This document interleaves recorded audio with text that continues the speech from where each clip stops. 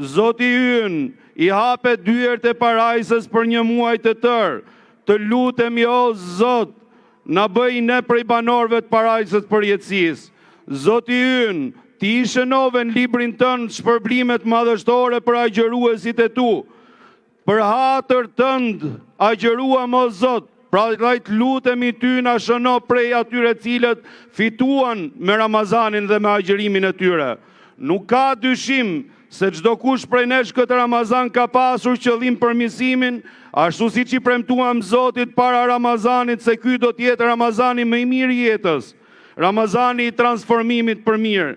Dikush premtoi se do të abandonoj të keqen, dikush u zotua se do të bëhet më i mirë.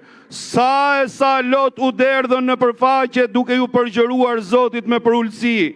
Sa e sa lutjet zemrës trokitën dyert e qiellit në orët më të begata të ditës dhe të natës. Derisa ky Ramazan, shumë prej nesh i ka ngritur ngrat tek Zoti dhe i ka bërë prej dashurve ti. Zoti ynë, për ty agjëruam, për ty u falem, të lutemi na mundso pranimin dhe kënaqësinë tënde. Allahu Ekber, Allahu Ekber, la ilaha illallah, Allahu Ekber, walillahil hamd. Të dashur të vëllezër dhe motra, ne kaluam Ramazanin, agjërimin, u lutëm dhe u përpoqëm me përkushtimin maksimal, por sot secili prej nesh duhet pyes veten e tij, a vërtet na transformoi për mirë Ramazani apo jo?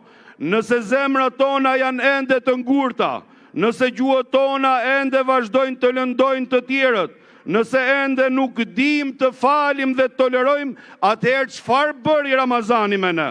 Jo nesër, as më vonë, por sot, nëse ke dikë të cilit nuk i flet, afroje për hatër të Zotit. Nëse ke dikë që e ke lënduar, kërkoj falje për hatër të Zotit. Nëse ke dikush që të ka lënduar, fale për hatër të Zotit. Ar-Rahimune yarhamuhumur Rahman.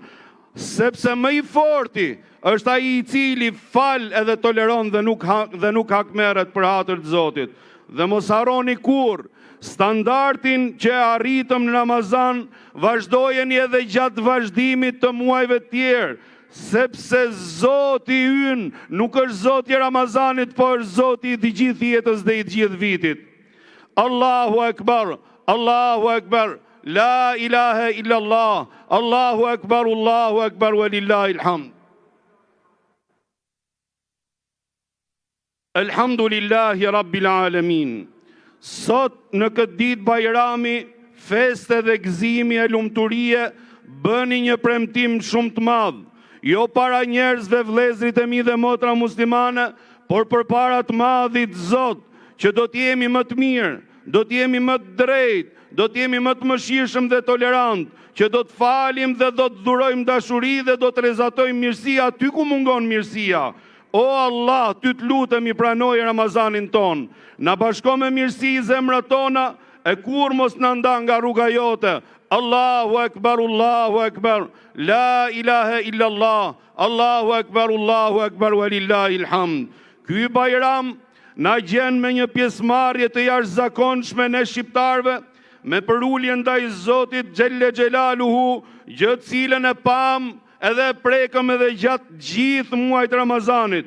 Kjo është një shpresë e madhe që ky vend dhe ky popull ka plot mirësi dhe perspektivë, dhe se ky vend do të bëhet me lejen e Allahut Xhelle Shanuhu edhe më i mirë se ç'është. O Zoti ynë, ty të lutemi bekoj vendin ton, bekoj të gjithë shqiptarët, nga zemra gëzuar bajramin. Zoti e bëv bajram dhe fes çdo ditë jetës tuaj. Zoti ju nderoft. Amin.